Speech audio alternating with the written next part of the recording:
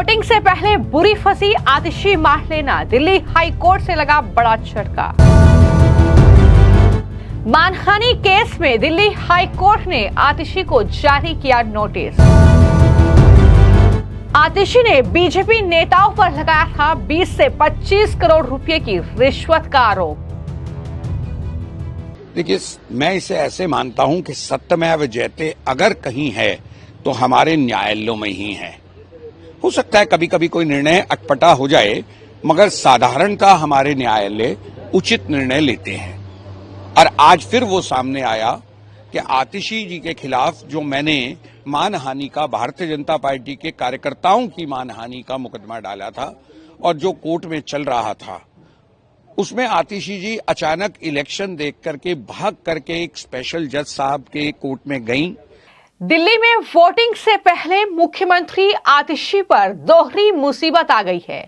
एक तरफ उन पर एफआईआर दर्ज हो गई है तो दूसरी तरफ अब आतिशी को दिल्ली हाई कोर्ट से बड़ा झटका लगा है। जी हां, यह बड़ी खबर है कि मानहानि केस में आतिशी मार लेना अब मुश्किल में फंस चुकी है। दरअसल बीजेपी के नेता की तरफ से जो याचिका दायर की गई थी, उस पर दिल्ली हाई कोर्ट ने आतिशी को नोटिस जारी कर दिया है और आतिशी से जवाब मांगा गया है। दरअसल सीएम आतिशी के खिलाफ मानहानि मामले को रद्द करने का ये पूरा केस है, जिसमें ये नोटिस अब उन पर जारी हुआ है और उनसे जवाब मांगा गया है। हालांकि इस मामले में अब अगली सुनवाई 20 अप्रैल को होगी। बता दें कि बीजेपी के नेता प्रवीण शंकर कपूर ने एक याचिका दायर की है। उस याचिका में सेशन कोर्ट के फैसले को चुनौती दी गई। दरअसल सेशंस कोर्ट ने आतिशी के खिलाफ जारी ट्रायल कोर्ट के समन को रद्द कर दिया था। उसके बाद बीजेपी नेता प्रवीण शंकर कपूर दिल्ली हाई कोर्ट का उन्होंने रुख किया और इस पूरे मामले पर अब दिल्ली हाई कोर्ट में जो है सुनवाई हुई, जहां पर जज की ओर से अब आतिशी को नोटिस जारी किया गया है, उनसे जवाब मांगा गया है, क्योंकि ये पूरा मामला बेहद गंभीर है। यहां पर मुख्यमंत्री आतिशी ने चुनाव क्योंकि दिल्ली में है, कल वोटिंग होनी है, तो उस बीच आरोप लगाया था कि बीजेपी ने आप विधायकों को तोड़ने की कोशिश की है। अब जस्टिस विकास महाजन ने यह कहा कि प्रतिवादी को नोटिस जारी किया जाए, क्योंकि जाहिर तौर पर आरोप लगाए जा रहे हैं, लेकिन आपके पास क्या सबूत है कि आप ये आरोप लगा रहे हैं और इस तरीके से क्या वाकई ये आरोप सही है या गलत है। अब इस पूरे मामले की सुनवाई कोर्ट में होगी, लेकिन वहां पर मानहानि का ये केस अब आतिशी के लिए बड़ी फजीहत बनकर आ सकता है। हो सकता है कि इस पूरे मामले में बड़ी कानूनी कार्रवाई आतिशी पर हो जाए। बता दें कि मजिस्ट्रेट कोर्ट ने ये समन रद्द किया था, जैसा कि मैंने आपको जानकारी दी। तो शिकायतकर्ता की तरफ से प्रवीण शंकर कपूर ने तर्क दिया कि पुणे निरीक्षण अदालत ने उनकी मानहानि की शिकायत को खारिज करते हुए अपने अधिकार क्षेत्र के दायरे को पार किया और आतिशी पर मुकदमा चलाने के लिए मजिस्ट्रेट कोर्ट द्वारा जारी किए गए समन को रद्द कर दिया। वहीं पर दरअसल कोर्ट ने आतिशी को जिस तरीके से दरअसल उनका आचरण है वो उचित नहीं है, ये कहने पर आपत्ति जाहिर की और टिप्पणियों पर रोक लगाने का निर्देश देने की मांग की। आतिशी जिस तरीके से लगातार हम देख रहे हैं कि दिल्ली की मौजूदा सीएम हैं और चुनाव के बीच लगातार वो ट्वीट पर ट्वीट कर रही हैं, तमाम तरह के आरोप वो बीजेपी पर लगा रही हैं और इसी कड़ी में उन्होंने बीजेपी के नेताओं पर 20 से 25 करोड़ रुपए की रिश्वत लेने तक का आरोप लगाया था। दिल्ली बीजेपी इकाई के पूर्व मीडिया प्रमुख और प्रवक्ता की शिकायत के मुताबिक आतिशी ने 27 जनवरी और बाद में 2 अप्रैल 2024 को आयोजित एक जो प्रेस कॉन्फ्रेंस थी, उसमें बीजेपी के खिलाफ निराधार आरोप लगाए और कहा कि पार्टी आम आदमी पार्टी के विधायकों से संपर्क कर रही है और पाला बदलने के लिए उन्हें 20 से 25 करोड़ रुपए की रिश्वत देने की पेशकश कर रही है। हालांकि आतिशी ने मजिस्ट्रेट कोर्ट के द्वारा उन्हें जारी किए गए समन को चुनौती देने के लिए एक पुनर्निरीक्षण याचिका दायर करके विशेष न्यायाधीश का रुख किया था।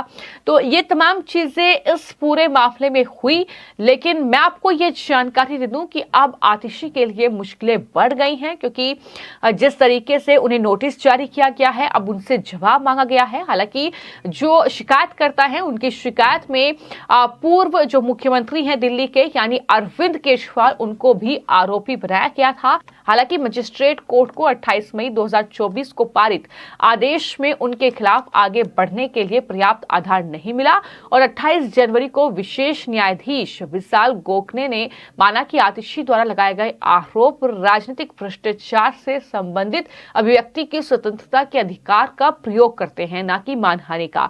हाईकोर्ट अब इस पूरे मामले की सुनवाई अप्रैल में करेगा, लेकिन आज जो पूरा मामला निकलकर सामने आया है, जिस तरीके से नोटिस आतिशी को भेजा गया है, वो भी वोटिंग से ठीक एक दिन पहले।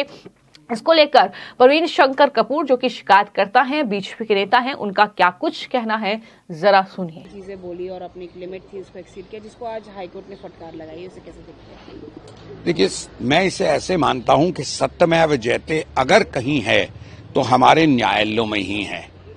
हो सकता है कभी कभी कोई निर्णय अटपटा हो जाए, मगर साधारणतः हमारे न्यायालय उचित निर्णय लेते हैं।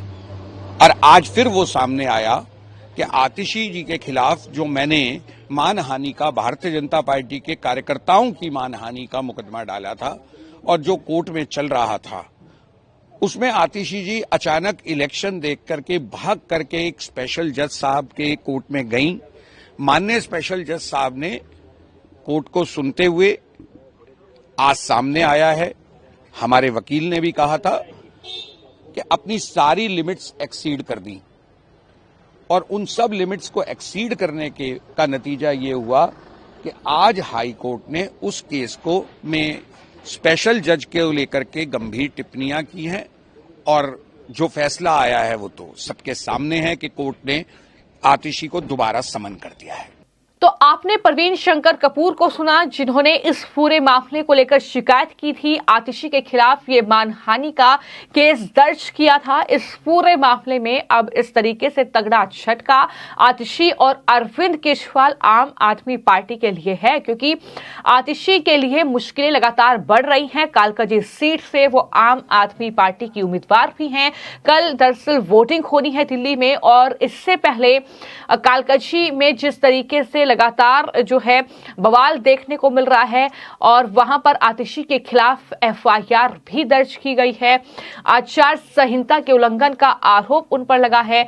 तो कहीं ना कहीं एक दिन में ही दो बड़े मामले आतिशी मार्लेना के खिलाफ जो है वो उनकी मुश्किलें बढ़ा रहे हैं। तो ऐसे में जिस तरीके से लगातार ये चुनाव हो रहा है, जिस तरीके से आरोप प्रत्यारोप का दौर चल रहा है, सवाल यही है कि इस आरोप प्रत्यारोप में जीतेगा कौन? क्योंकि एक तरफ लगातार बीजेपी, चाहे वो मुख्यमंत्री आतिशी हो, चाहे पूर्व मुख्यमंत्री अरविंद केजरीवाल हो, या आम आदमी पार्टी के भ्रष्टाचार के मुद्दे हों, या उनकी आरोपों की राजनीति हो, लगातार बीजेपी इसका जवाब दे रही है। और अब दिल्ली हाईकोर्ट ने जो आदेश दिया है आतिशी को नोटिस जारी करने का, उनसे जवाब मांगा गया है। अब इस मामले में कितनी मुश्किलें उनकी बढ़ेंगी, ये आने वाले वक्त में देखना होगा।